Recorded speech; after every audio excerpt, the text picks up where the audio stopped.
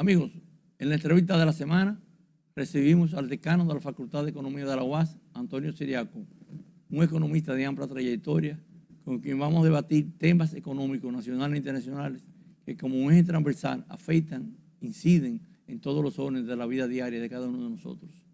Bienvenido, Antonio, a tu programa. Bueno, siempre, Oscar, dándote las gracias por tu amabilidad de invitarme siempre a tu programa, y tú sabes que siempre estamos a tu disposición. Bien.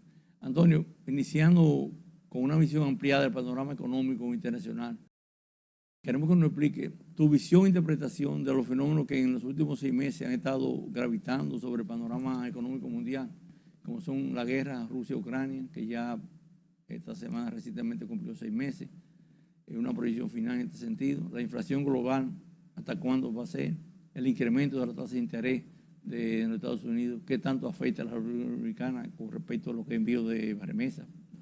Y finalmente, ¿cuándo van a desaparecer estos fenómenos que han provocado estas distorsiones mundiales que todavía mucho uno no logra asimilar o entender, de los fletes, hasta de los commodities, hasta de los combustibles,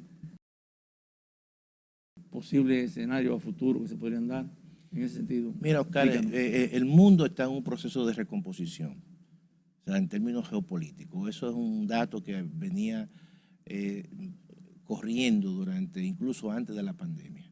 La pandemia generó una situación de distorsión, de confinamiento, y claramente los países tuvieron que concentrarse en buscar una cura, una vacuna. Se encuentra la vacuna y entonces en el año 2021 básicamente se comienza a vacunar a la población, y eso generó un proceso grande de demanda, una explosión de demanda. Eso en los mercados internacionales, en los mercados, por ejemplo, de los commodities, materias primas importantes, agropecuarios, eso generó una situación de un boom, de una demanda que se incrementó y una oferta que se había limitado. Incluso el sector agropecuario había perdido empleo, trabajo, gente que había dejado el sector producto de la pandemia. Y eso inmediatamente inició un proceso de incremento de los precios de las principales materias primas. Lo mismo ocurrió con el petróleo. La cantidad de demanda que hubo generó una presión y entonces los precios se incrementaron. La inflación comenzó a aparecer a finales del año 2021. Pero luego entonces viene el fenómeno de la guerra Rusia-Ucrania. Y estamos hablando de dos grandes importantes productores de commodities. Uno, no solamente que es uno de los principales productores de trigo, pero también es segundo productor de petróleo, segundo de gas natural. Y en el caso de Ucrania, que es, se puede decir, el granero de Europa, que te produce maíz, te produce grasa comestible, aceite de girasol, te produce soya. Y entonces eso tensó aún más los mercados internacionales. Los precios de los commodities se dispararon, los precios de los combustibles todos se dispararon, se disparó el carbón mineral porque comenzó incluso a reutilizarse el carbón mineral, se incrementó el precio del petróleo y se incrementó el precio del gas natural.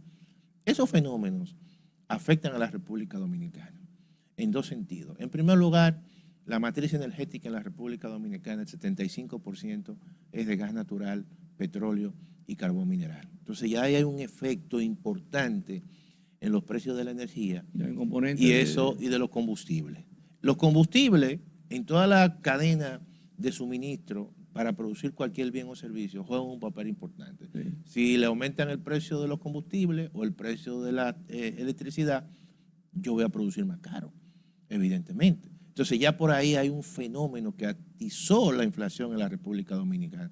Pero en segundo lugar, estamos hablando de que productos como el pollo o el cerdo o el arroz, que son los 3 productos más importantes de la canasta básica con mayor ponderación, uno va a observar, Oscar, que los 3 utilizan insumos importantes importados.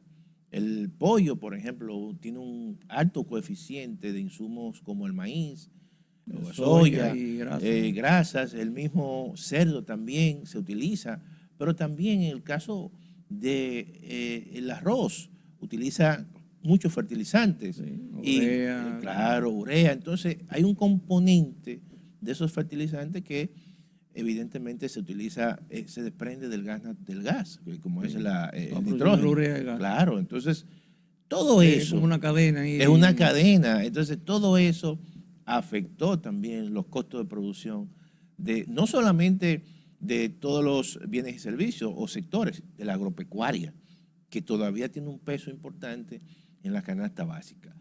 Pero si tú le sumas a eso ya otros precios, otros servicios, por ejemplo, de importación como los fletes, estamos hablando de que precisamente eso generó un proceso inflacionario en la República Dominicana. Los niveles de inflación se duplicaron con respecto a los niveles meta que había fijado el Banco Central y todavía se mantienen altos.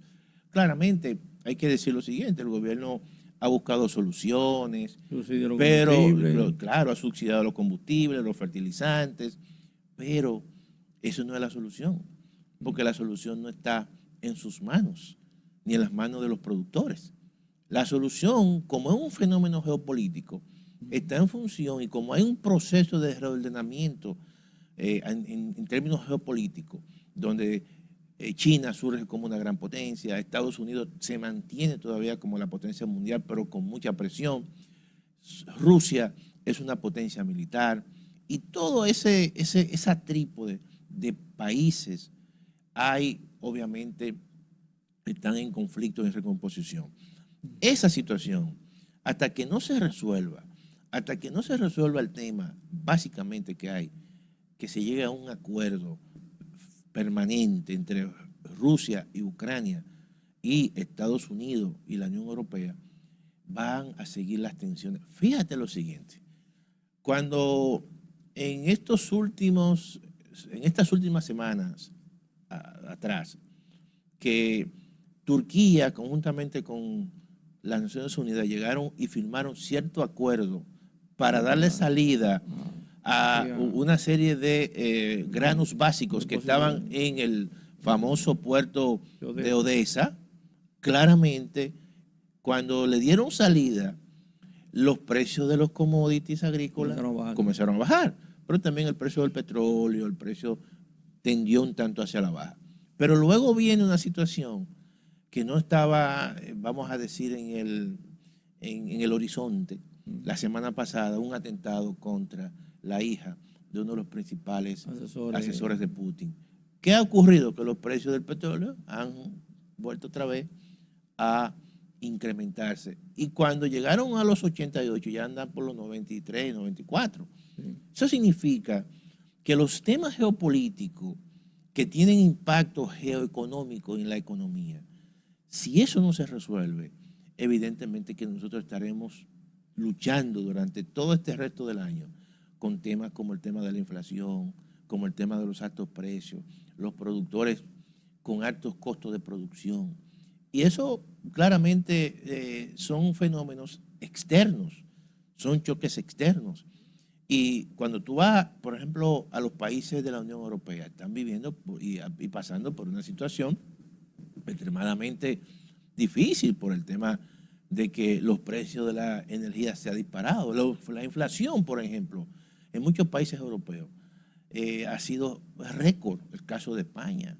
O el caso, por ejemplo, de Alemania, que durante todos estos últimos 50 años siempre fue la locomotora de la Unión Europea.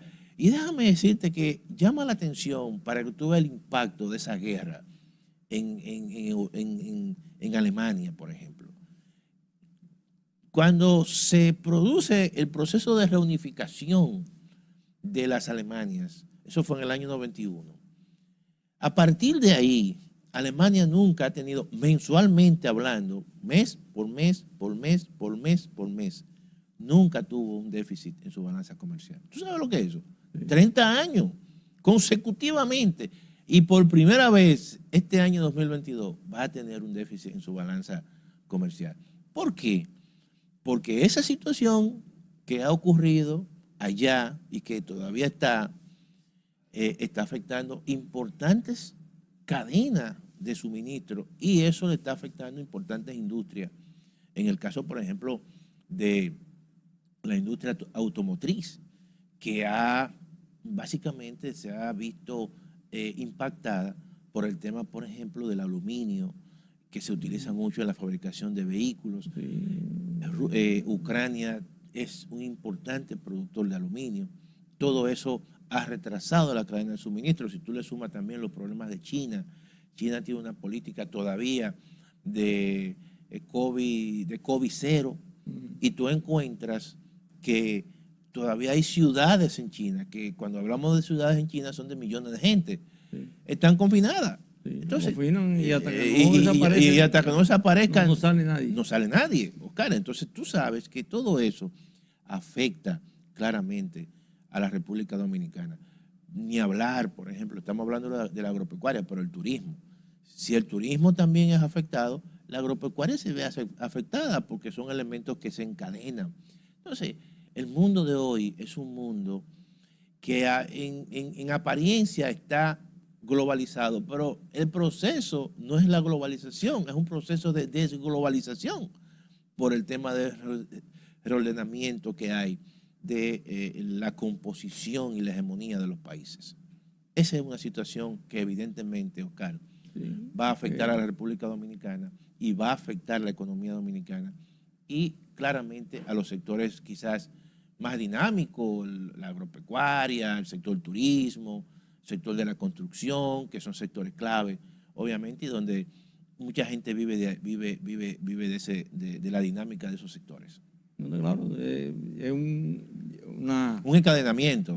Y hay una idea clara en muchos opinadores políticos a nivel internacional, claro, de que mientras la guerra no acabe, así es. No se ve un final. No se ve un final, y es lamentable porque la República Dominicana, al margen de todo, y uno lo puede decir en el caso del sector agropecuario, es un sector con una capacidad importante de resiliencia.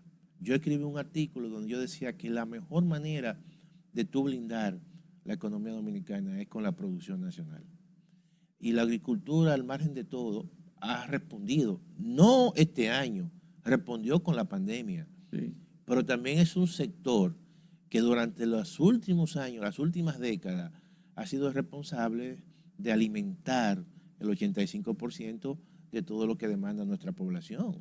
El ejemplo está ahí en el arroz. En el arroz. Tenemos un excedente que ya está preocupando. Es preocupante, sí, que el Estado tendrá que intervenir. Sí. Porque si ya viene una cosecha de retoño. De retoño y de cierre. Son fácilmente 2 millones más de quintales. Sí, porque la productividad ha mejorado. Sí. Yo recuerdo que cuando hacíamos esos análisis muchas veces de los déficits mensuales de los productos básicos, y que el arroz, que creo que era en ese momento la producción anual, eran 10 millones, casi 10 millones de quintales, ahora son 14 millones de quintales al año. Sí. ¿Qué significa eso? Que ha habido un mejoramiento en la semilla, la productividad ha mejorado. Y lo que hay que tratar ahora en ese sector, Oscar, es ver cómo nosotros podemos mejorar aún más la competitividad para colocar ese excedente en mercados cercanos. Seguro. En mercados, ¿verdad? En las islas que nos rodean. En las islas que nos rodean. Puerto Rico, Bahamas, Jamaica. De tal manera que si se van a proyectar y se siguieran proyectando esos excedentes, que eso no genera un buche, como decimos nosotros, y que el Estado entonces tendrá que intervenir, tendrá que pagar o ignorar ese arroz, y tú sabes que hay un costo de almacenamiento ahí y un financiamiento, sí, que también lo cubre el Estado a través de los intereses. Pero eso es una buena noticia en el sentido de que por lo menos en el principal rubros que demanda la población dominicana, que es el arroz, nosotros tenemos ahí una, no solamente seguridad alimentaria, sino una soberanía alimentaria, que es muy importante. Y ni hablar de otros rubros que la economía dominicana produce, el mismo pollo generalmente, sí, hay una gran demanda, aunque se importa pollo, pero aún así yo pienso que nosotros hemos sido exitosos, sí, en el sector agropecuario. El sector agropecuario, Oscar, se ha ganado el cariño, el respeto de la población dominicana, porque, y hay que cuidarlo.